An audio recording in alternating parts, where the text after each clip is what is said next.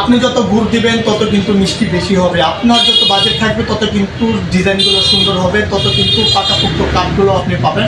অনেকে আমার কাছে প্রশ্ন করে, ভাই খুঁজতেছি সেগুন কাঠ, কিন্তু বাসায় যাওয়ার পরে দেখি এটা হচ্ছে বেগুন কাঠ। দেখেন, বেগুন কাঠ হওয়ার পিছনে কিন্তু কারণ আছে। পুরো বিষয়টা জানতে হলে কিন্তু অবশ্যই ভিডিওটি লাস্ট পর্যন্ত দেখতে হবে। ভিডিও স্ক্রিনে কিন্তু চমৎকার একটি খাট দেখতে পাচ্ছেন আপনারা। এই খাটটির সাইজ হচ্ছে 6x7।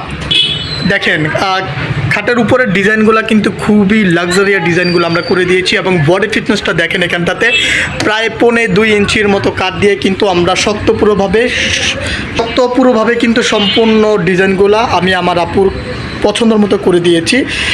এই সুন্দর খাটটি কিন্তু লক্ষ্মীপুর সদর থেকে এক আপু আমাদেরকে অনলাইন অর্ডার করেছিল, এবং তার পছন্দ মতোই কিন্তু এই ধরনের খাটটা আমরা মেক করেছি। তার পছন্দ ছিল এখানটাতে তিনি র্যাক্সিন ইউজ করবে, তো আমরা কিন্তু এখানটাতে র্যাক্সিন দিয়ে দিয়েছি। অনেকে কিন্তু এখানটাতে ফ্যাব্রিক্স ইউজ করে। আপনি চাইলে কিন্তু এই ধরনের খাটগুলো আমাদের থেকে নিতে পারবেন আপনার পছন্দের মতো ডিজাইনগুলো করে। এই পুরো খাটটা কিন্তু চিটাগং সেগুন কাঠের উপরে তৈরি করা হয়েছে, এবং এই খাটটি কিন্তু ডেলিভারি চলে যাবে আগামী সোমবার ইনশাল্লাহ।